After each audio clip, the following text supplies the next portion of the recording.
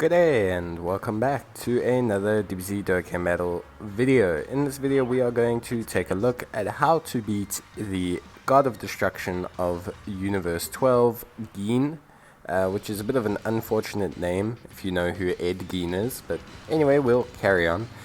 In this stage we're going to be using the exact same team we used for Iraq. We're going to be using the Worthy Rivals team led by Double Physical Piccolo. We have the AGL Nail on the team alongside the Tech Caulifla. We have Transforming Vegeta MVP 17, and we have Beerus. Beerus will create rainbow orbs because we are fighting a Realm of the Gods enemy. Caulifla will dodge every attack because we are fighting a Universal Survival Saga series enemy. We have the Double Piccolos for the ability to see super attacks and also of course to gain their healing each turn.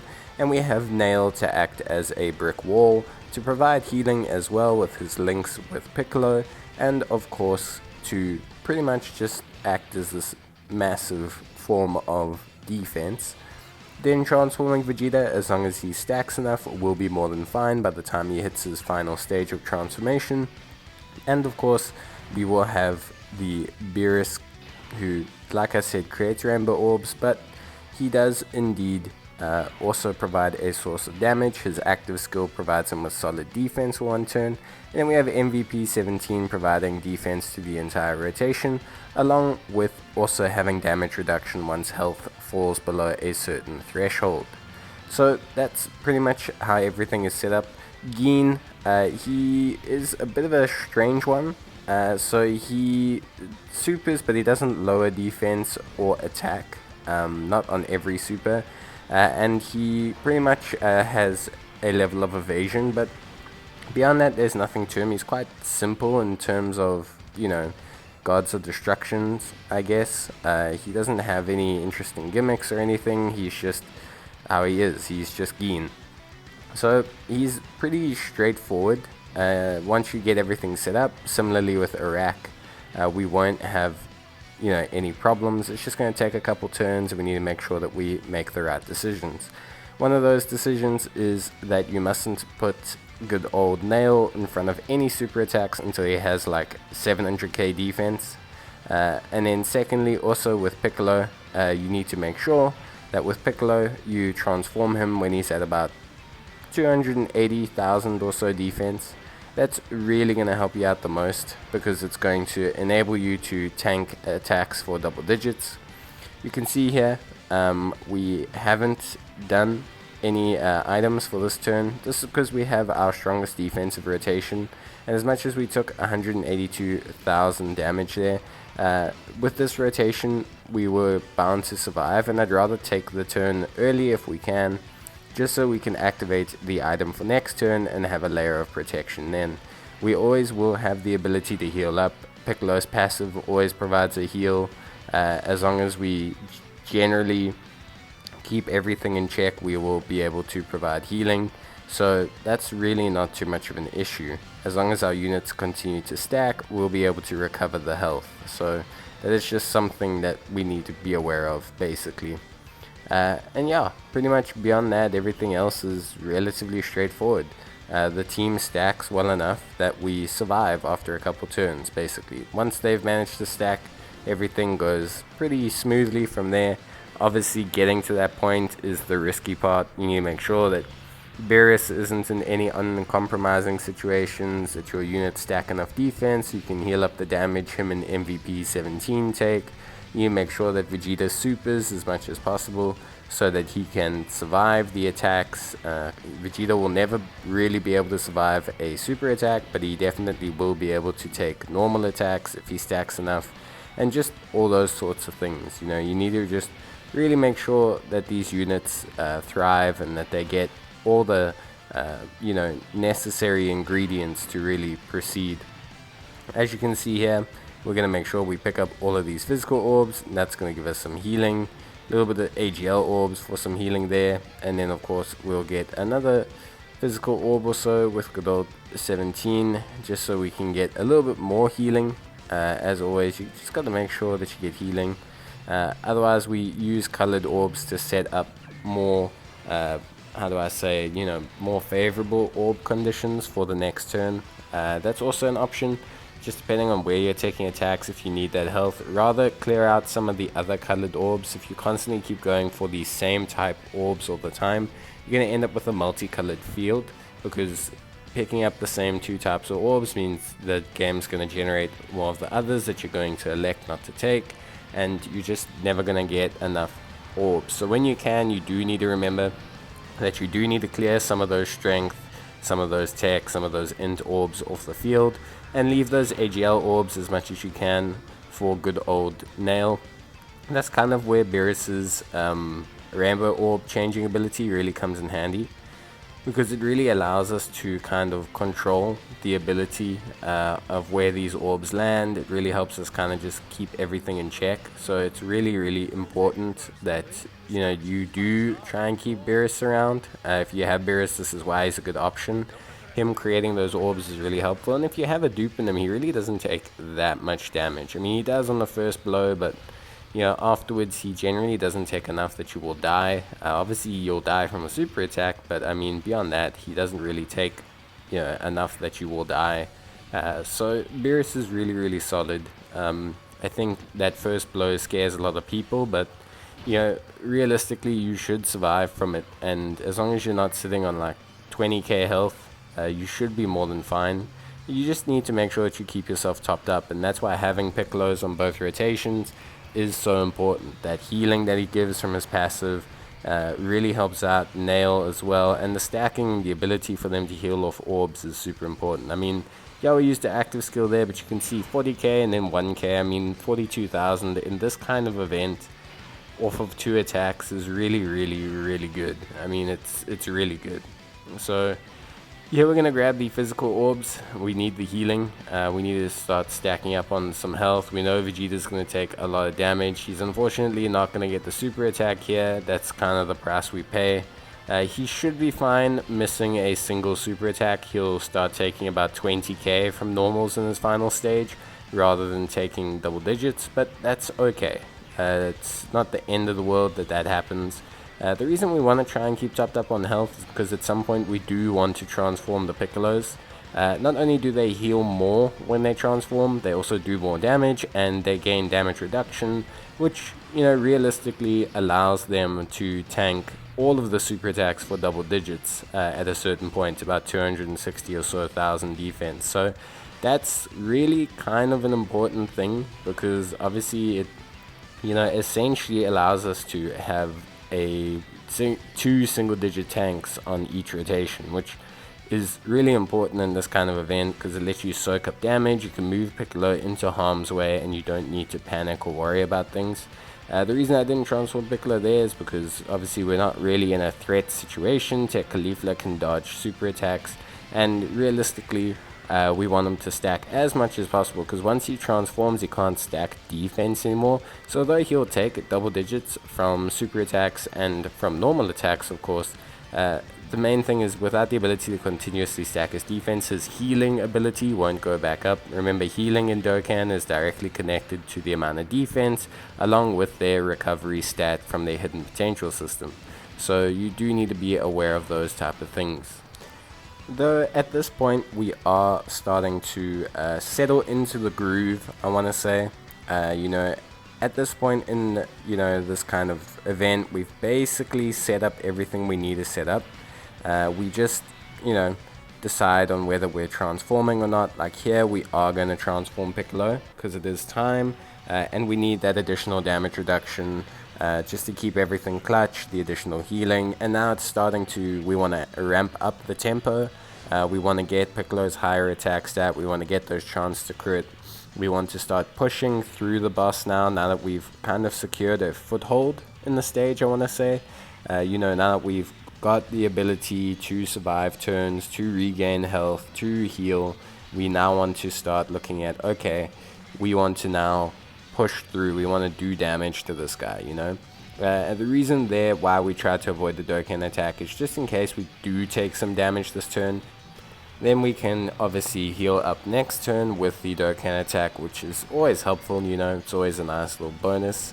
Of course, we're going to get supered here, but Piccolo is stacked to the point where in his transformation, yeah, he's taking like 16k. Yeah, we would have liked him to stack one more turn and then, take double digits, but 16k at this point is something we can heal up really quite easily. So it's not really like an alarming amount of damage to take.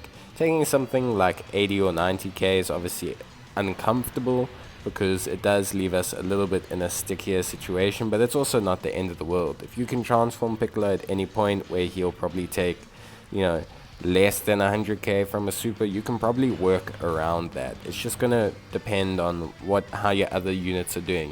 Did Vegeta get to stack multiple times? Did Caulifla dodge super attacks early on that saved you health to this point? Do you still have the active skill for Beerus? All these sort of things. And this is where that Dokkan attack's going to come in handy, because now we have it still, we're going to be able to use it, it's going to be able to do some damage, but also it's going to be able to provide us with some healing. So at this point we're looking, quite alright. We're going to take some more damage here from Vegeta. We'll take some, pretty much we'll just take some damage from Vegeta, but fortunately at this stage, like I said, we've got the Dokkan attack, we can heal up all that damage, we're not taking a super attack, unluckily on any units or anything. So at this point we're all good to go. Vegeta's also going to get another super attack, so Vegeta's only missed one super attack. They still count for defense stacking even if he gets it evaded. So even if Gin evades attacks, they will still stack your unit's defense. The stacking of the defense occurs on the firing of the super attack, not on it hitting the enemy. So that's really pretty straightforward. That's pretty much it, really. There's nothing else left in terms of this stage. We're set up, we're good to go, we have no problems.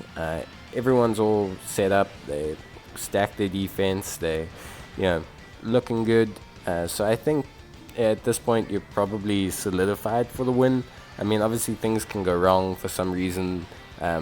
You might have to move your units into a super attack position, and then you might be left with like Beerus taking 14 attacks or something. I don't know. At this point it's very difficult to lose from here on out, because usually these God units don't fire off more than 6 attacks in a spot, and you can see like even there, if Android 17 had taken 6 attacks, we still would have been fine, because we would have still had enough health. So it is one of those things like, okay, here we'd be a little bit low, and then if Beerus took 6 attacks we'd probably be super low on health. But again, it's very unlikely for those kind of scenarios to happen. That's the thing. Like, as much as I'd like to say it's not possible, it is technically possible, but the likelihood of it being possible is very low. It's very similar to things like 3 dodge.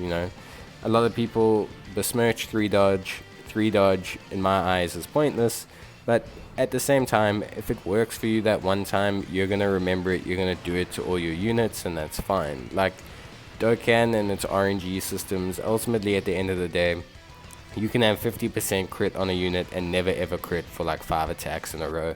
That's just how RNG works. So realistically, it's not really something that we can control. It's not really something that we're too concerned about controlling, because there's no point in trying to control RNG. The only real method about it is to try and push it in a circumstance that favors you. Try and load the dice rather than control the way they fall, and you'll probably get a result that works out for you. And that comes from team build, that comes from using the equipment system, that comes from maximizing whatever odds you have on your units, and then being able to control the scenario from there. And you can see here we got fortunate. Vegeta's, obviously his transformation did give a whole bunch of orbs, and those orbs healed us right back up. So even though we had 2 turns where we had taken quite a lot of damage, and we're starting to actually lose health, we managed to regain most of it back with the power of the healing. So as you can see, we're starting to push Gin down. His health takes a while. We don't have a lot of high damage dealers. If Vegeta doesn't super, we're not getting a 2 million or so attack stat. All these sort of things at this point are where we are heading. You can see with Piccolo, I'm checking his defense. Oh, it's above 300k, cool, time to transform Piccolo. Again, this is for that extra healing per turn, that extra, 2, 3%, 4% really does help. And then, of course, obviously, his additional super attacking is really, really important.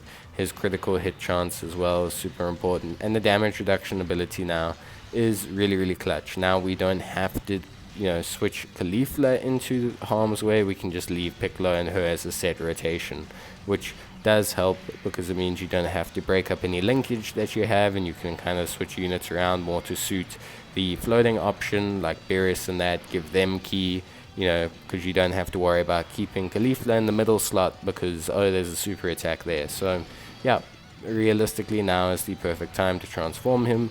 And you can see we're finally starting to chunk through Gin. What you could do to kind of push the buttons a little bit in terms of getting Gin down is making sure that your units are more crit build orientated. That's really going to help you out because crits do a lot more damage here. A unit like Nail, obviously being AGL, essentially does no damage. So although he is a brick wall, he also does like literally no damage. So that is something that you need to be aware of, because if he's not going to do damage, it's not really going to work out too well for you. So try and build him into crits, because then at least his attacks will do damage if they crit, which obviously helps out a little bit. So yeah, just one of those things. Just try and keep like aware of your builds.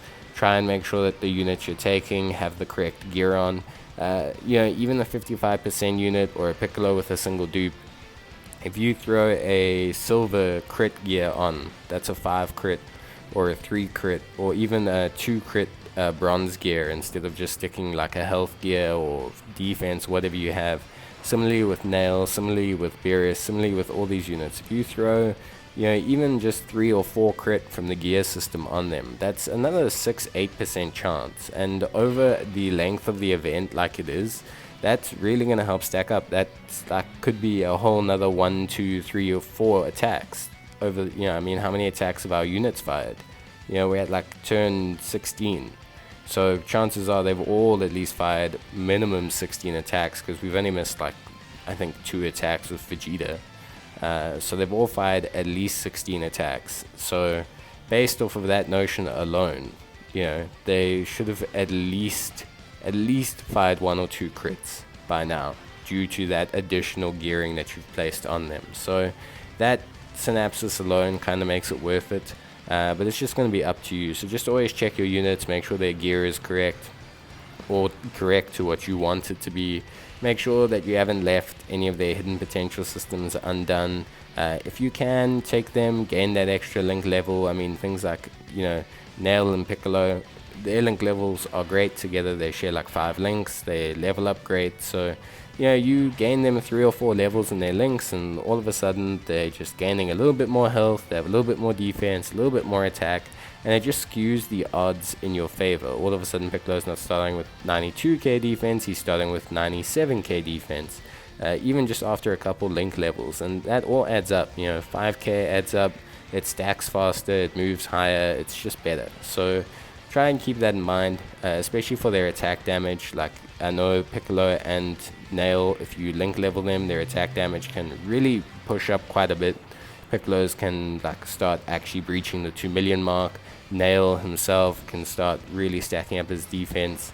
His attack a lot higher, and those type of things really do matter, because if you then get crits with them, or it's all that little bits. It's the little bits that really make these Gods of Destruction events way more manageable and way easier. But MVP 17 is going to end it off for us, and that's really it. That is the Gin God of Destruction of Universe 12 event done. Piccolo team coming in 2 for 2 so far, and I think they will be able to do a 3rd stage as well. So at this point, we're looking really, really solid. Team's looking really, really good, and yeah, another one down. Let me know in the comments how you guys are finding the event, and as always, stay safe, and until next time, bye.